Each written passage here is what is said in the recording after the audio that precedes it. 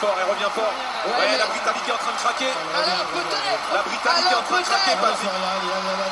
Je pense que ça va être juste, mais elle va tout donner quand même. La Britannique a temporisé. Elle est en train de relancer. Elle revient, elle va réussir, elle va passer.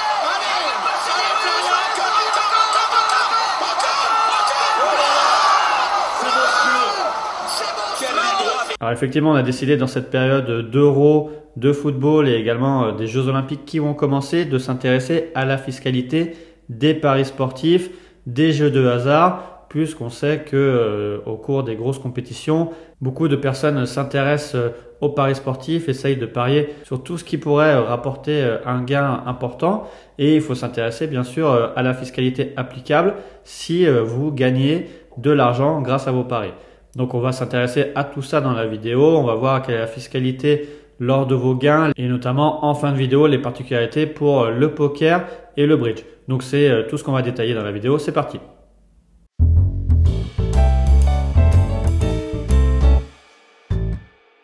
Alors comme d'habitude, avant de commencer la vidéo, on vous encourage à vous abonner, à liker la vidéo, à la partager au plus grand nombre pour qu'on puisse vous apporter de plus en plus de contenu gratuit et faire grandir notre chaîne. Mais nous, ce qui nous intéresse, c'est les paris sportifs, les jeux de hasard. Lorsque vous avez eu l'intuition qu'il allait se passer un moment comme ça, Face à Yannick Agnel, le petit Agnel, il est en train de remonter, il va le faire Yannick. Allez Yannick, il va le faire, c'est chaud, oui, Yannick Agnel, il va te la faire courir, attention.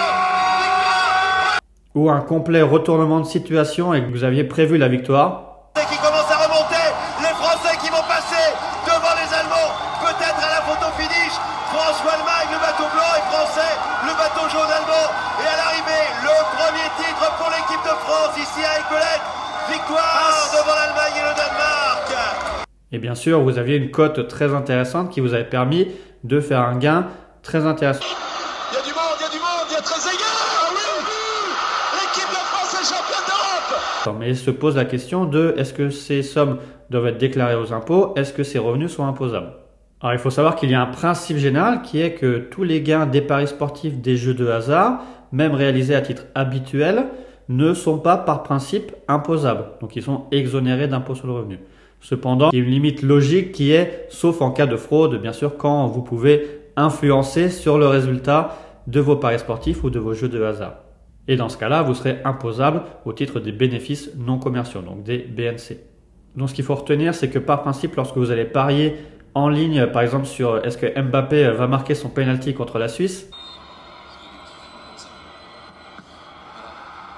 c'est fini, l'équipe de France est sortie, les champions du monde sont éliminés par la Suisse. ou alors si l'un de vos jockeys préférés va gagner cette course, C'est l'artiste Moule qui a toujours 3-4 langues d'avance sur Thomas Pulse, alors que Kaline de Ferbé est en 3e position. Le numéro 1, c'est l'artiste Mould. Quentin Samaria qui fait tâche très nettement pour finir. C'est l'artiste Mould, le numéro 1 qui va s'imposer nettement. La deuxième place, avec une chute.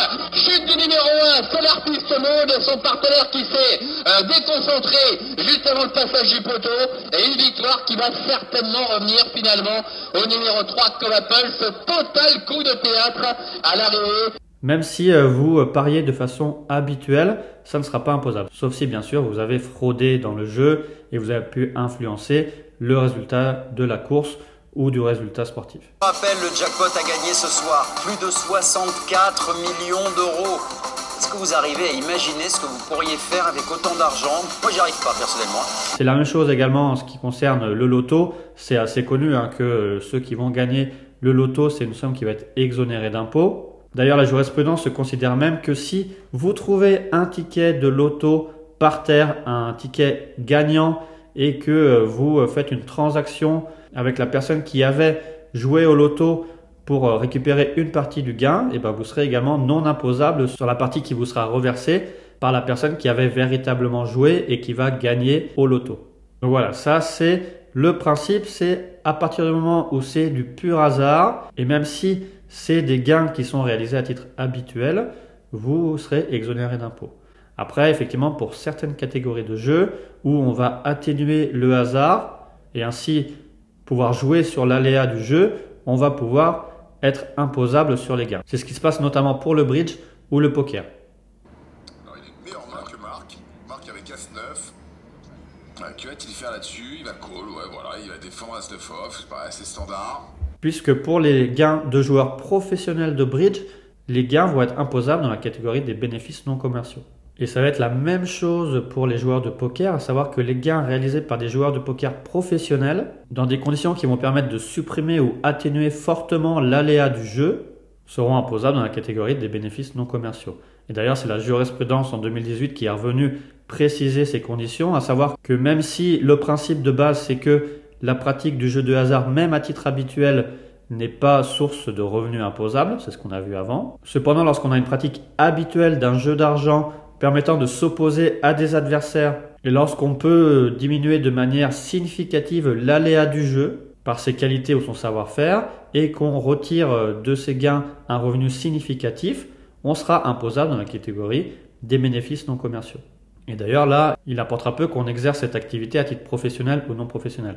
Donc il faut bien retenir 3 critères qui sont un jeu d'argent exercé à titre habituel, qui permet de dégager des revenus significatifs, et pour un jeu sur lequel on peut réduire ou maîtriser fortement l'aléa inhérent au jeu.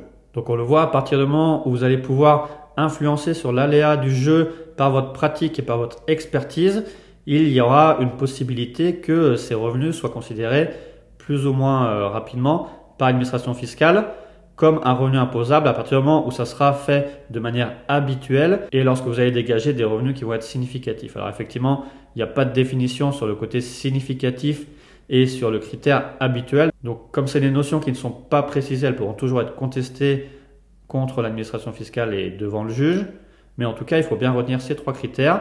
Exercice à titre habituel, suppression ou minoration de l'aléa de manière significative et revenus significatifs. Dans ce cas-là, vous aurez une forte chance que ces revenus ne soient plus considérés comme des revenus de jeu de hasard, mais des revenus imposables au titre des bénéfices non commerciaux. Derrière, pas de panique, on s'organise bien. Caleb Ewan. Caleb Ewan, il allait faire le sprint, vous avez vu l'image? Caleb Ewan était en train de lancer un sprint. Si, il a pensé que Caleb Ewan qui avait un sprint là, il faudra recaler ça. Il a cru que c'était gagné, voilà, je m'en doutais. Non, c'est pas possible, c'est pas possible. Incroyable. Non, je pense pas qu'il est... Non, ça va être horrible. Il va apprendre que c'est pas terminé. Ah, ça c'est une Ça image y est, forte. Hein. il a compris. Oh là là là. Donc voilà, on a terminé sur la fiscalité applicable aux gains directement réalisés par vos jeux de hasard et vos paris sportifs. Il faut savoir que à partir du moment où vous allez gagner, même si vous avez une exonération d'impôt, lorsque vous allez placer cet argent, vous allez déclencher la fiscalité applicable à vos placements. De même, si vous êtes plutôt charitable et que vous voulez donner une partie de vos gains à votre famille, à des associations, à des institutions, vous allez déclencher également une fiscalité applicable aux donations. Donc il faut bien penser que effectivement, dans l'immédiat, vous avez une exonération d'impôt, mais ensuite vous allez avoir du patrimoine qui va être bien sûr imposable dans les conditions de droit commun. Donc voilà, on a terminé sur cette fiscalité sur les jeux de hasard paris sportifs. Vous pouvez nous laisser en commentaire toutes vos questions. On reste aussi à votre disposition pour vous assister dans le cadre de vos problématiques fiscales. Et bien sûr, abonnez-vous, likez, partagez pour que chacun puisse profiter de cette connaissance fiscale pour ses paris pour la fin de l'Euro et pour le début des futurs Jeux Olympiques. Merci et à bientôt.